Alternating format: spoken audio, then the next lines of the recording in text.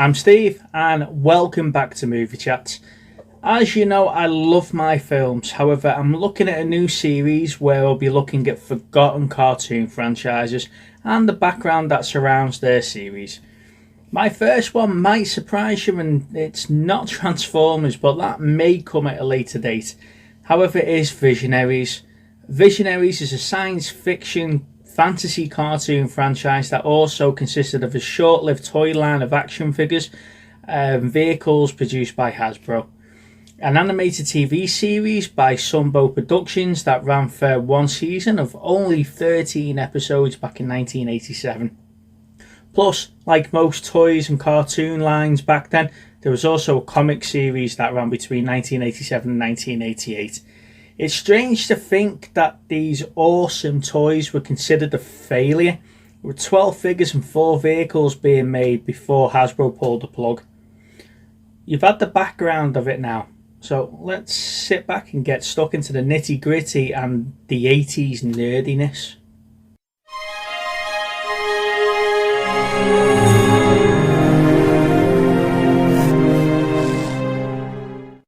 The basis for Visionaries is dead simple.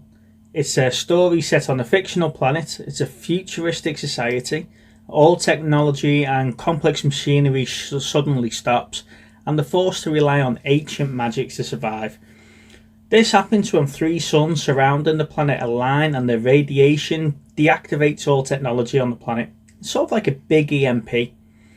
The series focuses on 2 factions of Visionaries, the heroic Spectral Knights and the evil Darkland Lords. The cartoon has a legendary cast. It's got Neil Ross, Bernie Earhart, Suzanne Blue and Jim Cummings. Not to mention some awesome cast members such as Peter Cullen and Chris Latta. For those who don't know, they're Optimus Prime and Starscream from Transformers, amongst loads of others from different cartoon series. So let's look at the factions. So we'll start with the Spectral Knights, the good guys. Now they were led by Leoric. Now he was a Spectral Knight who rocked facial hair. He was wearing a moustache that Magnum PI would have been proud of. His animal totem in the cartoon was a lion, which is unoriginal considering his name, Leo, and he had the power of wisdom. Now the rest of the knights were Ektar, whose animal was a fox, Feral, wolf, Arzon, an eagle, Cryotech, bear, Witterquick, a cheetah, and Galadriel, who was a dolphin. Darkstorm led the Darkland Lords, and his animal totem was a mollusk. Now, in hindsight, this was probably a strange choice for a bad guy leader, until you realise it was a huge, 2-armed, energy-firing mollusk. He was joined by Mortred, whose animal totem was a beetle, Recon, who was a lizard, Kravex, who didn't have one, he was more of a scavenger, Sindar, who's a gorilla, Lexor, which is an armadillo, and Veruna, who was a shark. Now, strangely enough, all the Darkling Lords followed the rules of 18 cartoons where all the bad guys wore beards. Obviously, apart from the last one, she was a woman. Well, she might have been a bearded lady, I suppose. The complete 13 episode season 1, or the only season of Visionaries, was released on DVD back in 2004, and it included a special feature of a set of PDF files of the complete scripts to every episode. Well, we don't get that now. A bi-monthly comic book miniseries was also released back in November 1987, and that was supposed to be supporting the cartoon franchise. However, that was cancelled in September 88, halfway through a 4-part series, and they only ever made 6 issues. The first issue of the comic followed the first episode, The Age of Magic Begins, but that's where the similarities stopped. They took it down a different route and a different storyline, and they made changes to the characters as well. Some good, some bad.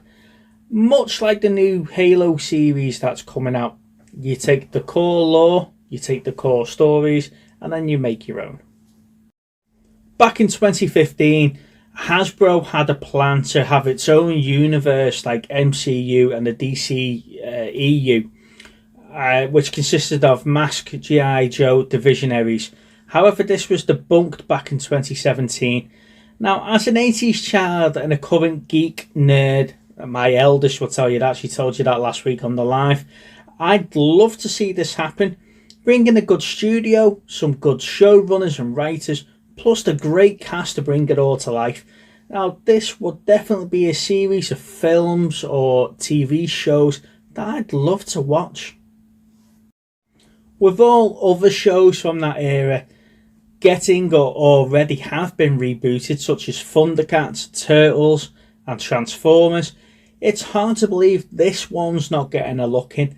I'd highly recommend trying to find it if you can get it on DVD or get it online and give it a watch. Definitely cancel too early, and it's way ahead of its time, and it's a shame that Hasbro and Marvel couldn't find the common ground to keep it going. Now, please like and subscribe to the channel. In the new year, we're looking at bringing back the Top 5 and 5 series, plus I'll be doing a lot more film reviews, and I like to do some more of these franchise reviews as well. You can also find us on Instagram via Movie Chats 2021, on Facebook via Movie Chats and Film Geeks. Now, I'm hoping this video has made you tug on your heartstrings. Go back and find all those 80s and 90s cartoon series. Some of my viewers might be 50s through to the 70s. Chris Hayden, for example. Go back and watch your own cartoons and see if it still holds that special place in your heart. Now, I'm Steve. You've been watching Movie Chats, and I'll see you on the next one. Bye bye.